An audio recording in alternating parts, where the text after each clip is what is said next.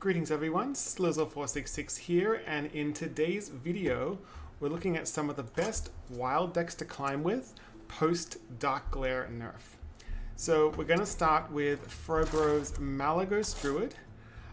This is the list that he was using before Darkglare became a thing, and it's a pretty straightforward list. The main combo that you want to do with this deck is you want to go awDuLYDpNEDAA and then Innervate or Lightning Bloom, and then you go Coon into Malygos, into Sathravar, into probably kill your opponent. You might need to have your Kael'thas Sunstrider to cycle to get the spells you want. And there are also some sneaky ways to pull off the combo with your Geppetto Joybuzz.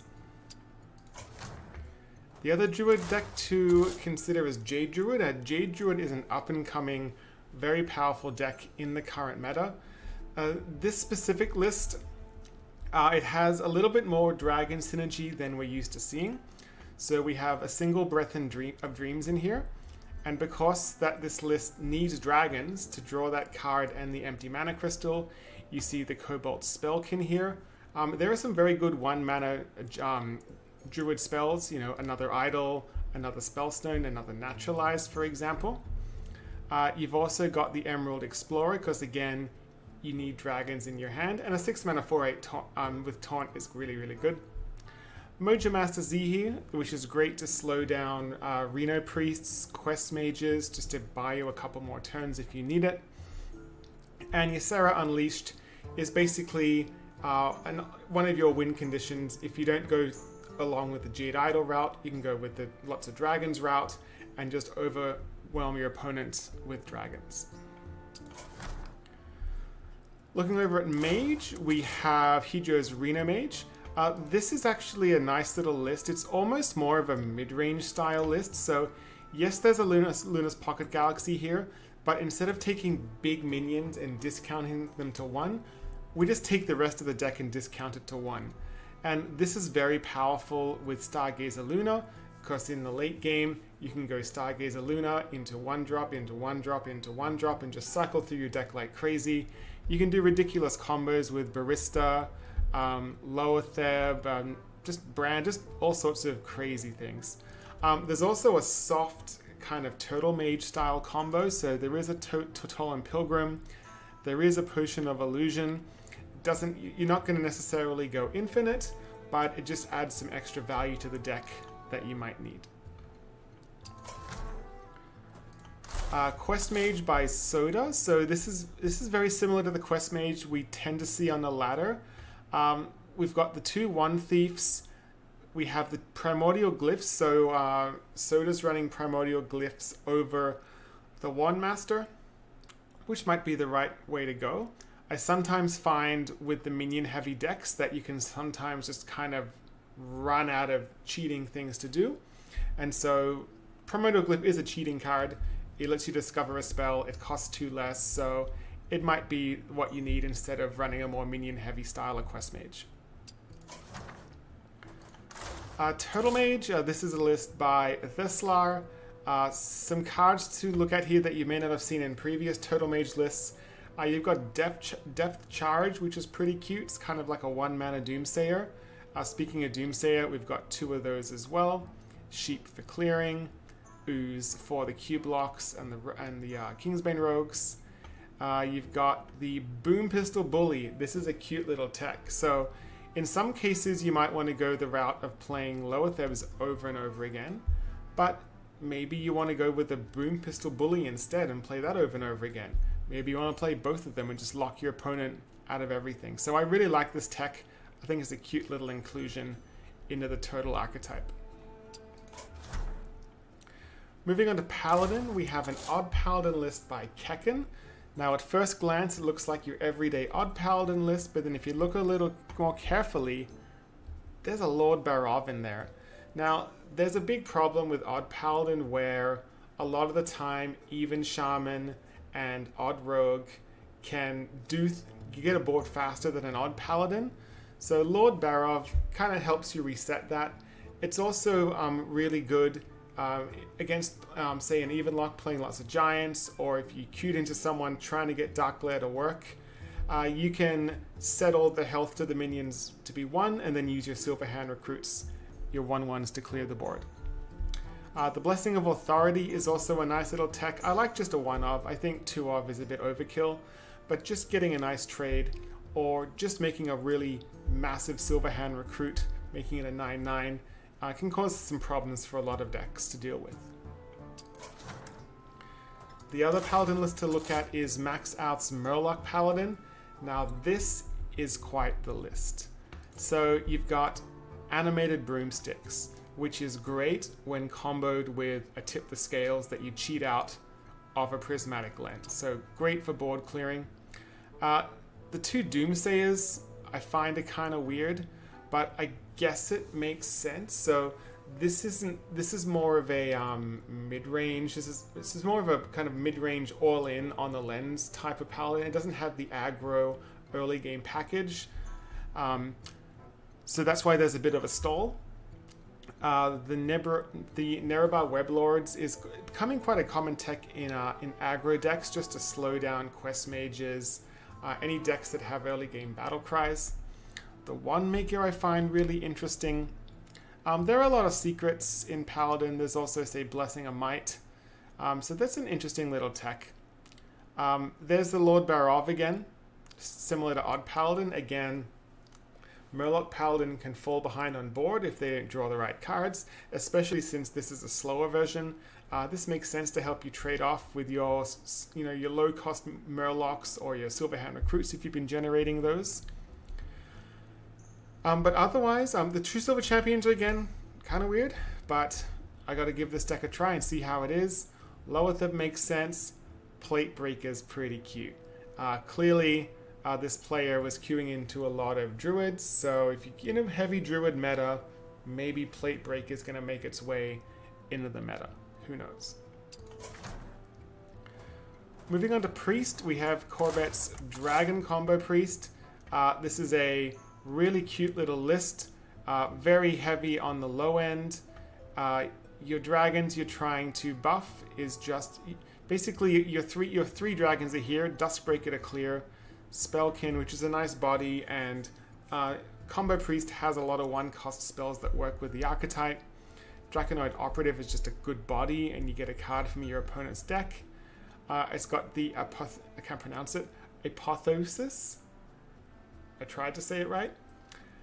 But just a really interesting take on Combo Priest, and keep in mind the Raise Dead helps you get some of those really value minions back. You might also get some good ones off the Draconic Studies.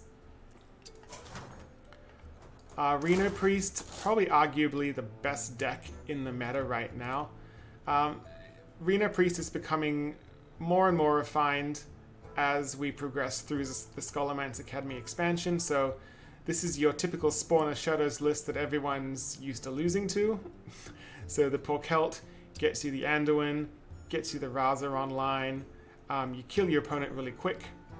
One card I want to mention in this list, which I think is absolutely amazing, is Penflinger. Penflinger, you don't necessarily have to use it with your OTK, with your Spawn of Shadows out. It is just incredible for board control against aggro, because you can keep bouncing it back to your hand with all your various little spells that you have in the deck, whether you get another spell off a renew or just all sorts of things you can do. Penflinger, try it out. Really good in this archetype. Looking at Rogue, we've got my version of Odd Rogue. So this is a list that I took to Legend on the Americas server. I had something like a 68% win rate or something. I specifically like this list a lot. I really like the One Thieves. It's a decent body, and I like getting mage spells in my rogue decks. Alternatives for this would be Pharaoh, Cat, or Firefly if you didn't want to run it. I'm running double Beneath the Grounds because I'm sick of losing to Reno Priest, so this pretty much shuts them dead in their tracks, which I like. Double Magic Carpet is amazing against aggro decks, and because you've got so many 1-drops and the lackeys off Evil Miscreant, you can get incredible value off the Magic Carpet. I'm not big on having lots of 5-drops in my odd rogues, so I'm not running Fungalmances. I'm just running a single Faceless Corruptor. I find that's enough. Jandis Barov, though, I believe is core in the deck. Especially in Wild, there are some ridiculous 5-cost minions you can get, and she does never disappoint. It's just really, really nice card to have in the deck. I also think double Vilespine is really important. I've noticed some players are cutting it from their lists. Even Shaman is still an archetype. There is still players slamming down giants, things like that. I think Vilespine Slayer needs to be in the deck, and I do prefer it over Coerce because I want the 3/4 body. I don't necessarily have a threat to kill on my turn 3 or my turn 4 with Coerce. I think Vilespine Slayer is a lot better. Another odd deck is 3E's Odd Shaman, which he took to top 10 Legend. This is the list that you've seen in the past. It's very aggressive. It aims lots of stuff at your opponent's face. You choose spell power a lot because you can choose what your totem's going to be, and your games are over pretty quickly, usually in your favor. The other Shaman list to look at is my version of Even Shaman. So this is a list that I took to Legend on the Asia server, and so it's a totem build. I believe that totem build is the way to go. Some tech cards that I'm running, the Diligent Note Taker. I don't think it's the greatest. Sometimes you just gotta slam it out as a 2-mana 2/3, which is very disappointing, but quite often you can sneak in lethal with double Totemic Surge, maybe a double Crackle. Maybe there's a Paladin or some sort of board flood deck that's causing you problems, so get an extra Maelstrom Portal. But if you don't like Diligent Note Taker, just put in another couple 2-drops if you wanted, maybe even a couple 4-drops. Maybe you want a Flame Wreath Faceless or something. However, the Mana Feeder Panthera I think is really good. One problem with Even Shaman is it's typically has a really awkward turn 3. Especially if you don't overload. So just being able to go Hero Power, get a 2-mana 2/3 and a card is just really good value. As for the top end, I'm running the Stormbringer. If you don't own that card, it's okay.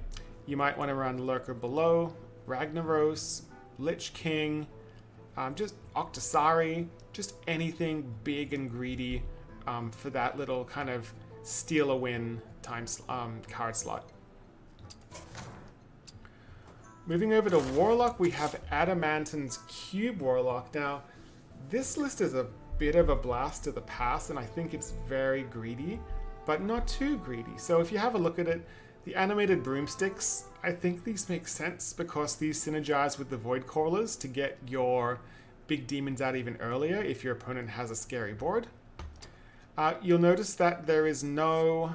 what is the name of the card? Where is she? You know the one, Expired Merchant.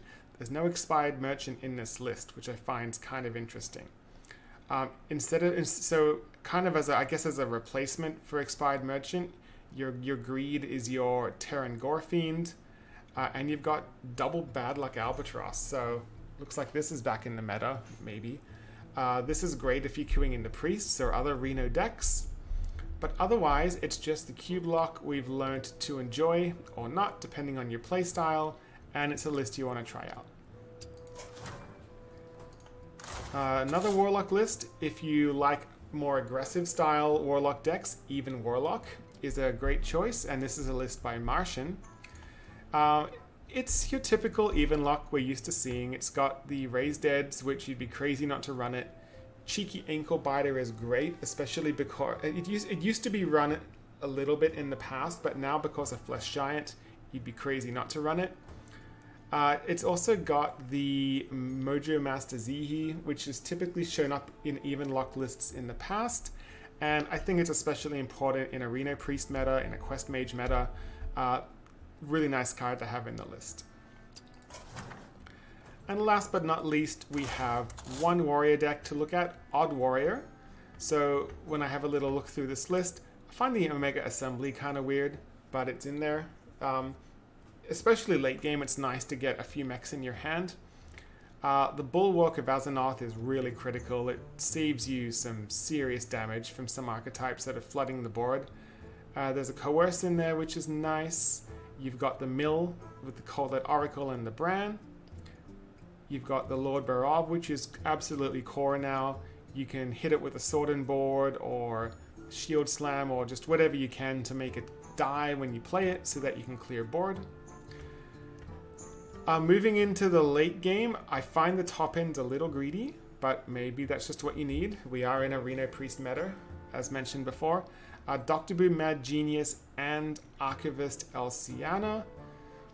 Pretty greedy, but maybe it's just what you need to beat those pesky Jade Druids, beat those pesky Reno Priests, maybe some Reno Mages as well.